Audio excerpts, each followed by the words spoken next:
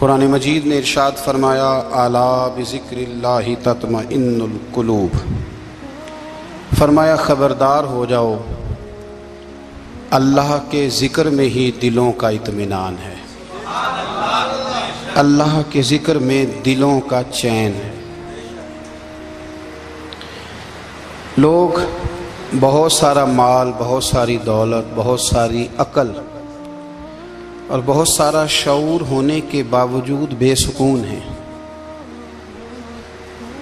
جس چیز نے زمانے کو تکلیف میں مبتلا کر دیا ہے اور جو چیز ڈھونڈنے سے نہیں ملتی وہ اطمینان ہے، وہ قرار ہے۔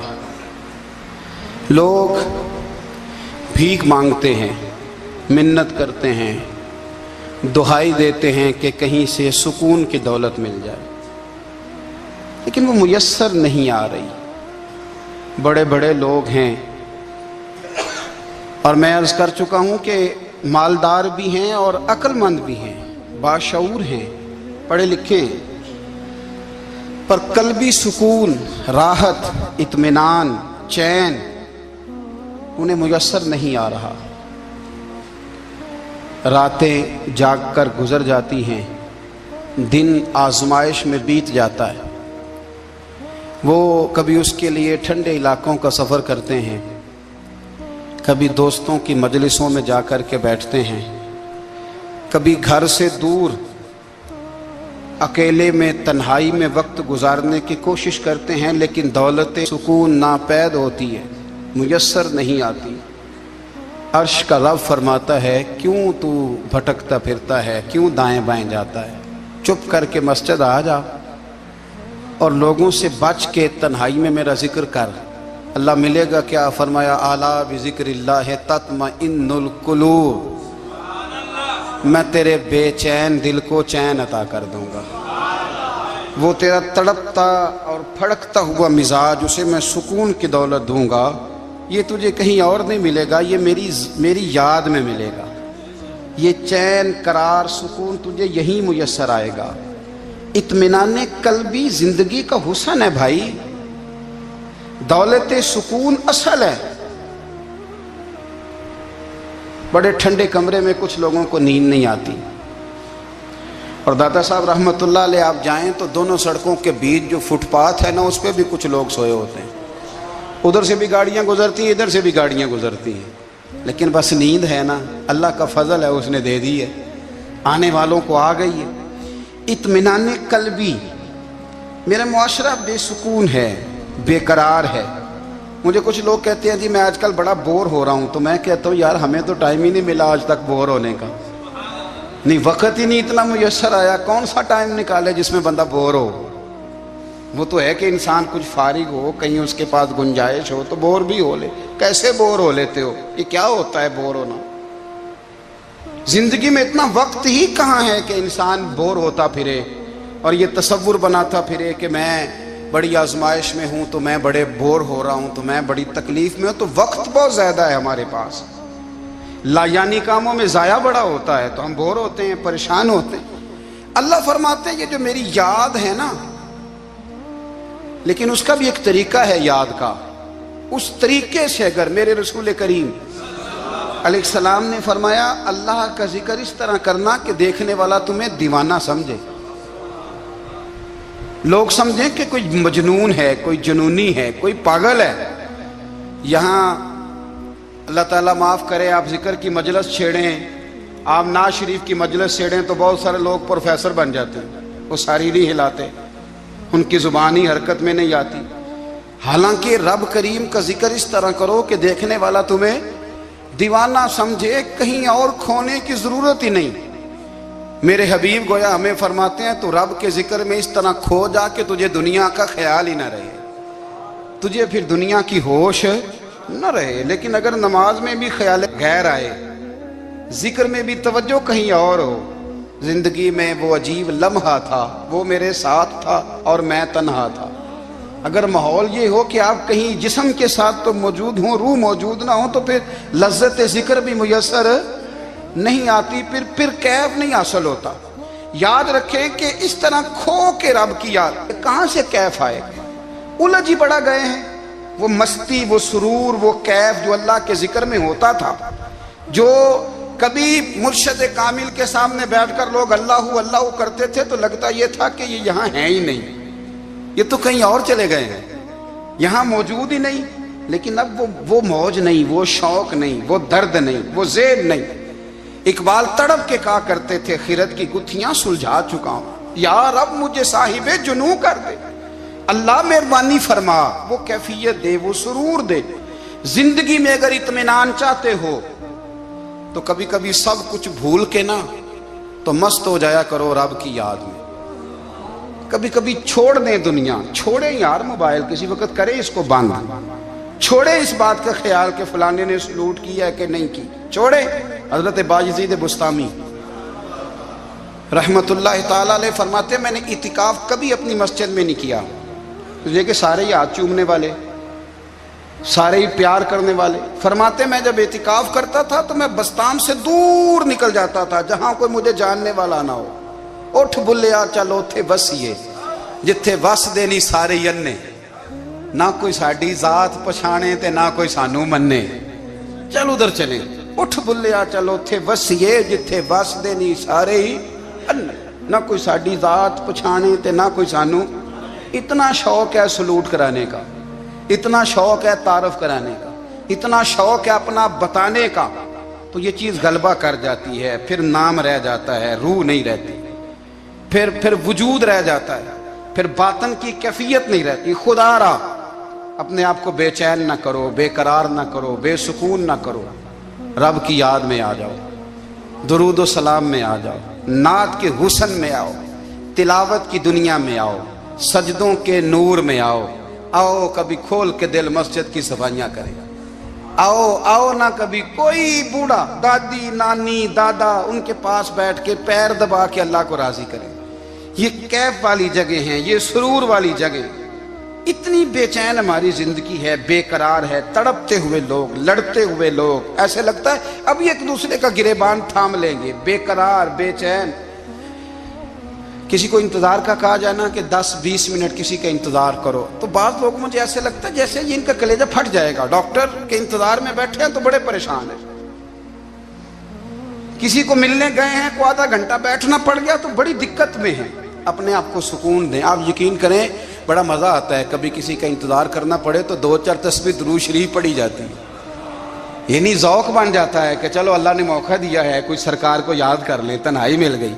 ہمارا مزاج جس سختی کا شکار ہے وہ سختی آہستہ آہستہ ہمیں زیادہ آزمائش میں ڈال رہی۔ تو میرے بھائی زندگی میں اطمینان حسن ہے، اور وہ سب سے زیادہ اللہ کی یاد میں ملتا ہے، وہ سب سے زیادہ رب کریم کے ذکر میں، سب سے زیادہ جو چاہتا ہے نا دل ٹھنڈا رہے، زبان میٹھی رہے، وہ مدینے والے محبوب پہ درود و سلام پڑھا کرے، وہ حضور پہ درود و سلام پڑھا کرے، زبان میٹھی رہے گی۔ میرا ذاتی تجربہ ہے کہ جو آدمی اپنے اخلاق سنوارنا چاہے وہ حضور پہ درود شریف پڑھے، جو اپنے اخلاق سنوارنا چاہے، طبیعت کو ٹھنڈا رکھنا چاہے وہ درود شریف پڑھے، اس کا دل سکون میں آئے گا۔ کچھ کام اور ہیں زندگی میں اطمینان کے لیے، ان کا ہونا بھی بڑا ضروری ہے۔ سب سے پہلے اگر آپ چاہتے ہیں نا زندگی میں سکون ہو تو حقیقتوں کا سامنا کرنا سیکھیں، آپ جو ہیں وہ رہنا سیکھیں، جو آپ نہیں ہیں وہ بننے کی کوشش نہ کریں۔ حقیقت کا سامنا کرو گے تو زندگی اطمینان میں آ جائے گی۔ ہم نے نا بہانے بنا لیے ہیں، ہیلے بنا لیے ہیں، جھوٹ کے سہارے اپنے آپ کو اونچا کر لیا۔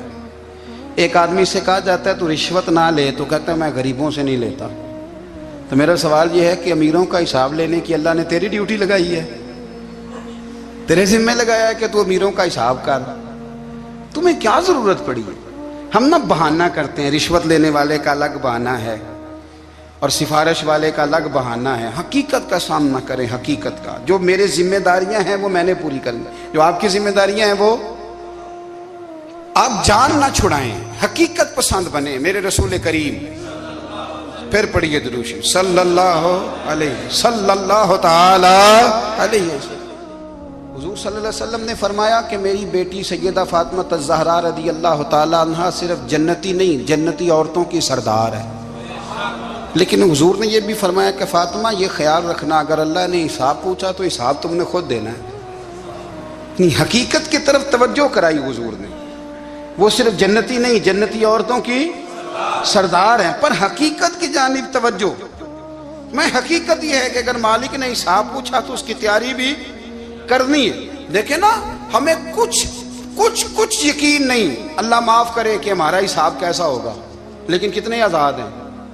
یعنی بڑی دلیری سے بندے کہتے ہیں فجر نہیں پڑھتا جی، 3 پڑھتا ہوں جی، شاہ رہ جاتی ہے جی، کپڑے صاف، بڑی دلیری سے.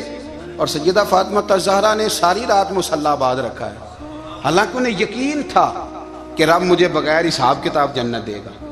حقیقت کا سامنا کریں. جو حقوق آپ کے ہیں وہ آپ نے ادا کرنے ہیں، جو ذمہ داریاں ہیں وہ ذمہ داریاں ہیں. دیکھیں نا، حضرت موسیٰ کلیم اللہ علیہ السلام کے پاس اسرائیل روح نکالنے آئے تو حضرت موسیٰ نے تھپڑ مارا، آنکھ نکال دی.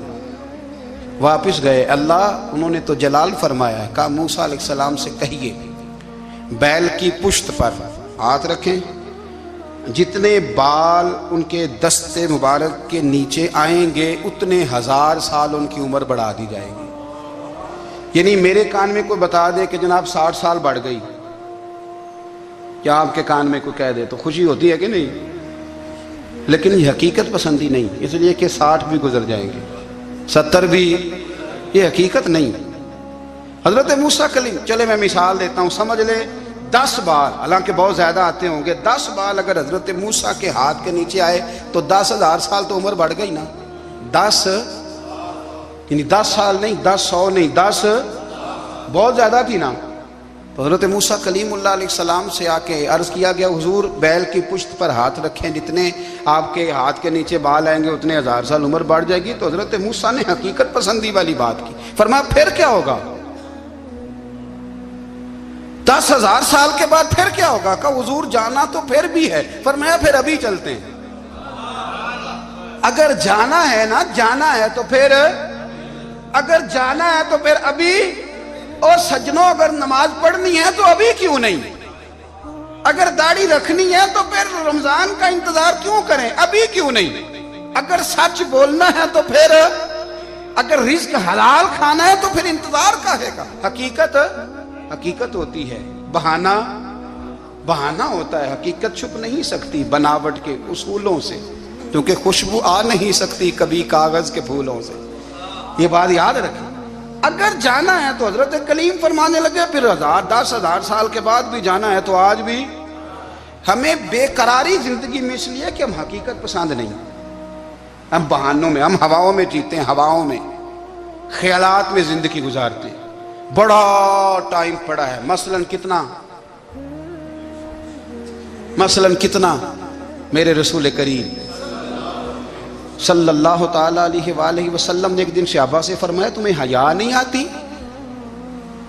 حضور کیا ہوا؟ فرمایا وہ والے مکان بناتے ہو جن میں تم رہ نہیں سکتے، وہ والا مال جمع کرتے ہو جو کھا نہیں سکتے، حیا نہیں آتی؟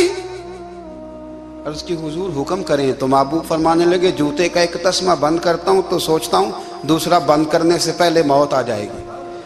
ایک سانس اندر جاتی ہے تو دوسرا آنے سے پہلے میں یاد کرتا ہوں کہ مجھے دنیا سے جانا ہے.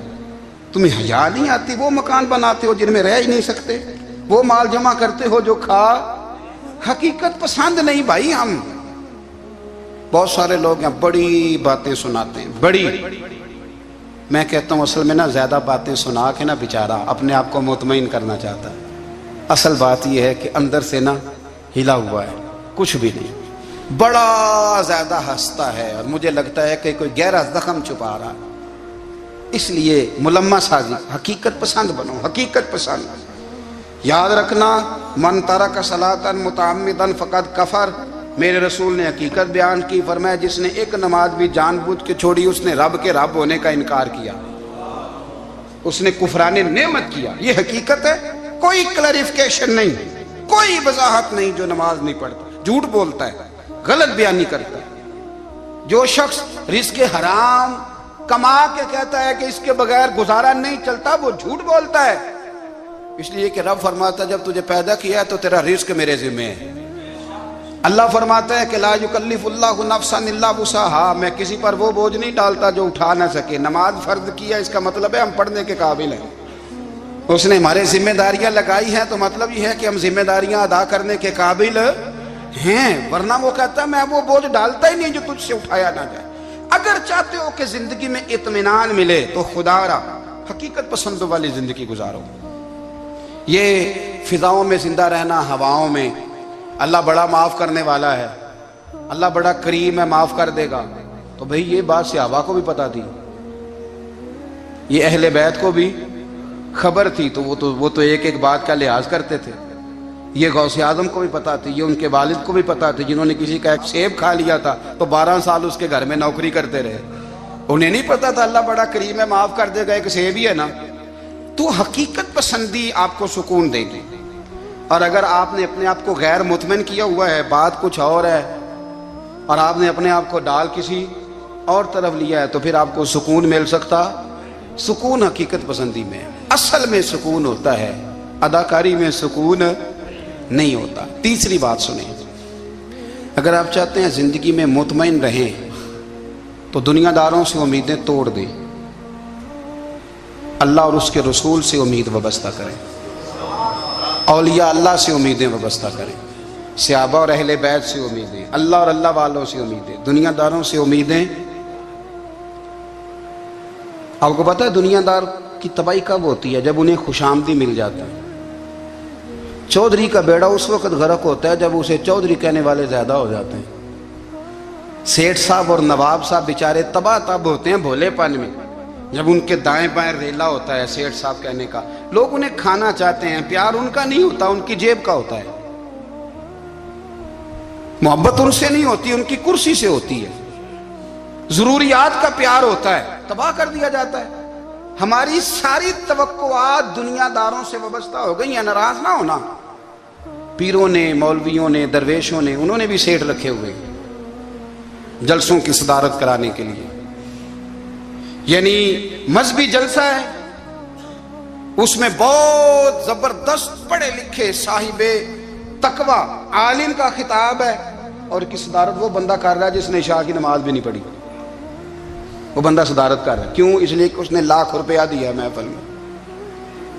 खुदारा दुनियादारों से उम्मीदें छोड़ दें, वरना आप कमजोर पड़ जाएंगे, आपकी उम्मीदें टूटेंगी। कितना कमजोर है वो शख्स जो 2-4 हज़ार के लिए किसी बंदे की चापलूसी करता है, उसके पीछे भागता है, खुशामदे करता है, थोड़े से नोटों के लिए। दुख सुख में काम आएगा इस काम के लिए। मेरे रसूल करीम अलैहिस्सलाम ने फरमाया, जिसने बंदों को राजी करते करते रब को नाराज कर दिया, उसकी दुनिया भी गई और आखिरत भी गई। और फरमाया जिसने बंदों की परवाह नहीं की, अल्लाह को राजी किया, फरमाया अगर रब राजी हो गया तो लोगों के दिलों में भी मोहब्बत पैदा फरमा देगा। क्या जरूरत है खुशामद करना दुनियादारों की, सेठों की, नवाबों की, चापलू। और मैं आपको एक बात बताऊं, होता पता क्या है, ये जो हुब्बे जा और हुब्बे बा होती है ना, इससे पेट नहीं भरता। आपको अगर खुशामद करनी है तो फिर आपको सारी जिंदगी करनी है। फिर उनको भी पता होता है कि ताल्लुक किस बुनियाद पर है, इसमें कभी भी खुलूस पैदा नहीं होता। आप बेचैन रहते हैं, बेकरार रहते हैं, आपको तकलीफ रहती है हमेशा। कभी भी दुनियादारों से उम्मीदें वाबस्ता ना करें। एक बात सुने बड़ी शानदार, इमाम गजाली ने लिखी है। इमाम गजाली फरमाते हैं कि हारून रशीद ना हज करके वापस आया बगदाद में, तो कोने में हजरत बहलोल दाना बैठे थे। रश बहुत था, मजमा बड़ा था। हजरत बहलोल दाना भी सड़क के किनारे बैठे थे, तो सिपाही कहने लगे यहाँ से उठ जाओ। फरमाने लगे हारून रशीद की ज़मीन नहीं, ज़मीन मेरे रब की है, मैं क्यों उठूँ? वो करीब से गुजरा तो सलाम ली, तो आपने उसका प्रोटोकॉल देखा तो फरमाने लगे हारून रशीद तुझसे तगड़े तगड़े मोटे मोटे प्रोटोकॉल मैंने लोगों के देखे हैं, और ये जो तेरे दाएं बाएं आज तेरे नारे लगा रहे हैं, ये पहले उन लोगों के नारे लगाया करते थे। और थोड़ा वक्त गुजरने दे, जो तेरे बाद आएगा ना, ये सारे फिर उनके नारे भी लगाएंगे। तू झूठ की दुनिया में जिंदा है, इनसे तूने उम्मीदें वाबस्ता की हैं, ये कल उसके नारे लगाएंगे। उसके दिल पे बड़ा असर हुआ, घोड़े से उतर आया, आगे कहने लगा हुजूर आपने मुझे बड़ी अच्छी नसीहत की है, मेरा दिल बड़ा ठंडा हुआ है। मैंने सुना है आप मकरूज हैं, कुछ लोगों का कर्ज, तो मुझे कोई हुक्म ही कर दें। आप हंसने लगे, फरमाने लगे यार तू तो बड़ा ही बेवकूफ़ है, बड़ा ही बेवकूफ़ है तू, मैं तुझे नसीहत कर रहा हूँ, तू मुझे उलझा रहा है। हुजूर कोई हुक्म कर दें। کیا خوبصورت انداز ہے رب کریم کے بندوں کا. حضرت بہلول دانا فرمانے لگے تیرا رب کون ہے؟ کہا اللہ. تو فرمایا میرا کون ہے؟ کہا اللہ. فرمانے لگے یہ تو نہیں نہ ہو سکتا کہ اللہ ہارون رشید کو دیتا رہے اور بہلول دانا کو بھول ہی جائے. یہ تو نہیں نہ ہو سکتا کہ ہارون رشید کو دیتا رہے اور بہلول دانا کو بھول جائے. فرمایا اس کا دل، اس کا ارادہ ہوا، ارادہ قدرت ہوا کہ بہلول مقروض رہنا چاہیے. تو اگر رب مجھے رکھنا چاہتا ہے، دکھ قبول محمد بخشا راضی رہن پیارے، اگر وہ چاہتا ہے میں مقروض رہوں تو میں بھی چاہتا ہوں کہ میں مقروض ہی رہوں. یہ تو نہیں نہ ہو سکتا کہ تجھے دے اور مجھے نہ دے. فرمایا میری تجھ سے کوئی امید نہیں، مجھے جب بھی دے گا میرا رب بھی دے گا، اور وہ دے گا تو پھر انشاءاللہ خزانے کھول کے دے گا. دنیا داروں سے امیدیں وابستہ کرنا، لوگوں کے پیچھے، یہ چھوڑ دیں. آپ بے چین رہیں گے، بے قرار رہیں گے. اللہ والوں سے ضرور امیدیں وابستہ کریں، اس لیے کہ ان کے پاس جو کچھ ہوتا ہے وہ دراصل رب کا ہی ہوتا ہے. لیکن سیٹھوں سے، نوابوں سے، سیاستدانوں سے باز آ جائیں. ہماری بڑی امیدیں وابستہ ہیں. میں اکثر کہتا ہوں جتنے پھیرے نوکری کے لیے دنیا دار کے دروازے پہ لگائے ہیں نا، اس سے کم دفعہ مسجد میں نفل پڑے ہوتے تو رب اتنی بڑی مہربانی فرما دیتا. تیسری بات یہ یاد رکھیں، اگر سکون لینا چاہتے ہیں نا، اگر سکون لینا چاہتے ہو نا تو لوگوں کو ڈسکس کرنا بند کر دو. کس کو اللہ نے کتنے پیسے دیے ہیں وہ جانے اور اللہ جانے، کس کو اللہ نے کتنی گاڑیاں دی ہیں وہ جانے، اور لوگوں کو ڈسکس کرنا. جی یعنی میں ایک جگہ بیٹھا تھا تو ایک صاحب گاڑی والا گزرا، گاڑی میں بیٹھ کے، اس کا پڑوسی تھا، کہندے تھا منہ ہے کار والا. میں کہ وہ تے ہے تاں ہی بیٹھا ہے. تے ہن میں کہ سمجھانا سی نا انہوں، میں کہ توں تے میں حساب لائیے بھی ساڈے کول کوئی نہیں، وہ تے ہے. لیکن نا اللہ نے اسے دی ہے نا، تو اللہ نے چاہا نا وہ کار میں بیٹھے. تو اس نے پھٹے پہ بیٹھ کے یہ تبصرہ کیا کہ منہ ہے کار والا. میں کہ ابھی وہ تے ہے تاں کار ہے تھے.